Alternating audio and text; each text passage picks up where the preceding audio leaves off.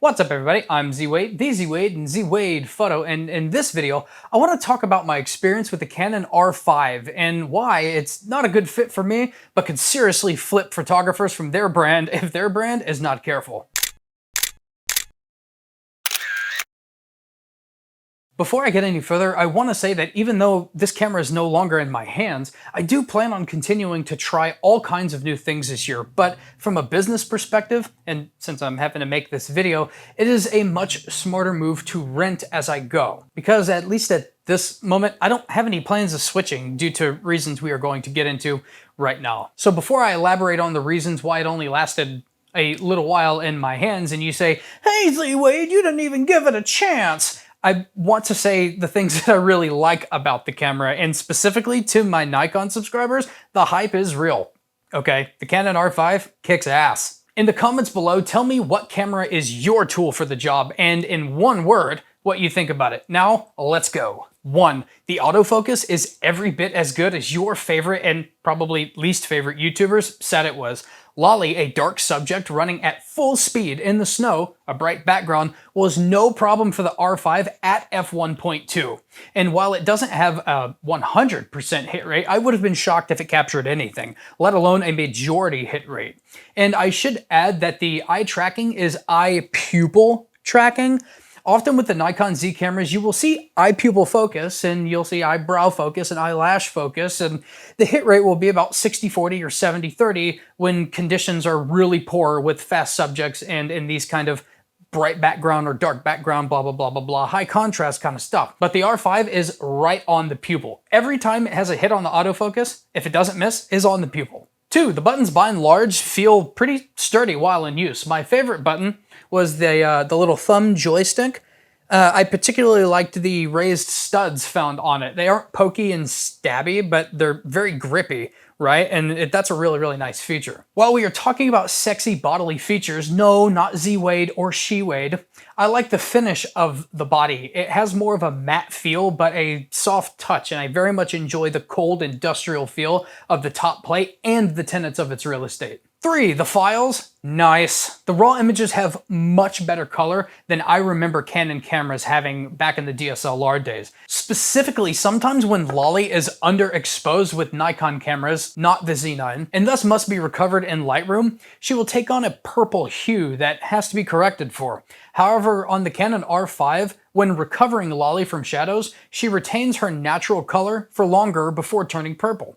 Which brings me to this point. Recovery of images is very, very good. The dynamic range of the Canon R5 is fantastic. The files themselves are very adjustable, and it almost seems like when compared to the Z9, and it's not a huge difference, but you get more bang for your slider buck in Lightroom. What the heck does that mean, Z-Wade? It means that when moving your basic adjustment sliders, it seems like point for point, the Canon R5 adjusts more with less adjustment, meaning you can get crazy or demolish your images really fast in post-processing. I know that sounds bad, but that is a good thing. The term headroom, which you've probably heard before, the Canon R5 has lots of it. That's what all that means. The files are highly editable. Number 4, it's just a damn good camera and by and large enjoyable to use, and it better be because it's expensive. But even with only a little while of using it, it is so obviously in your face a sick camera that I have no problem saying it's probably worth every dime. And now I look forward to renting more Canon stuff to play with in the future, even though the upcoming very opinionated and personal issues I had will likely never change. If you are enjoying this video so far and want to see me try out more Canon products in the future, consider subscribing to the channel. Now, let's see why I sent it back. I have to preface this by saying you may find this incredibly petty, but I don't care, because cameras to me are a tool for creativity first and to make money second, and I'm good enough at shooting and editing that it hardly matters what the sensor, dynamic range, or blah blah blah is. So what does matter? Well, simply how comfortably I can get from point A to point B. Specifically, I had 2 issues, and neither have anything to do with the Canon R5's performance or image output.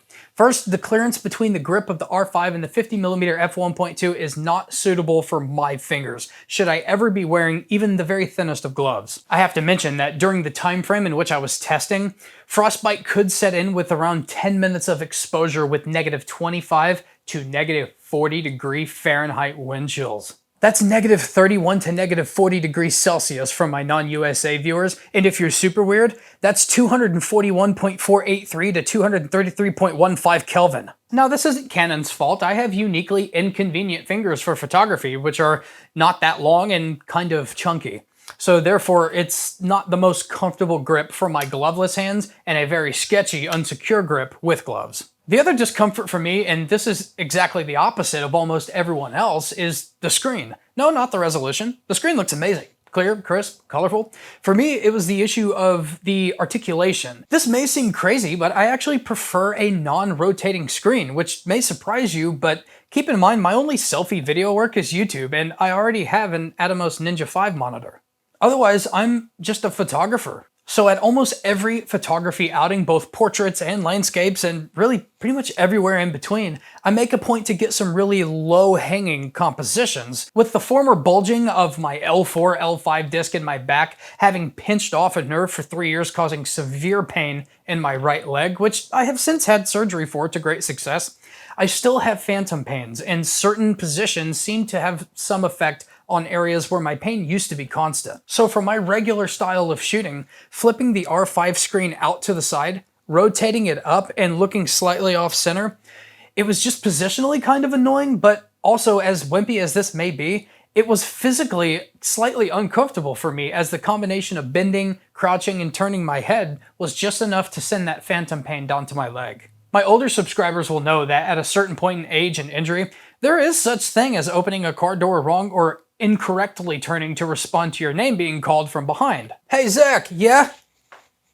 Let me know in the comments below if your back sucks. There are some other things I didn't care for, like the number of front function buttons and the lack of an ISO-specific button on top that I'm used to with Nikon that I don't really want to elaborate on, because you can program almost everything in modern cameras to do anything, and really I just kind of found them to be even more petty than the screen and my bad back. Anything else I found was kind of a non-factor to most people, but I want to close by saying again, that the Canon R5 is truly amazing, and the only Nikon camera that competes AF-wise is the Z9. And if all the things I mentioned above are a non-factor to you and you're not shooting Canon, your brand should be worried, because if Canon gained this much mirrorless ground this fast, it sure looks like Canon cameras will soon be on every manufacturer's whiteboards with suggestions of how to beat it. So I want to tell everyone again that I look forward to trying all kinds of new things this year, but a better option for me is to rent the lenses and maybe get a cheaper Canon mirrorless camera to try those lenses on. So let me know in the comment section what your favorite non-Nikon camera and lenses are, and maybe I'll give them a try. I'm Z Wade, the Z Wade, and Z Wade Photo, and we'll talk soon.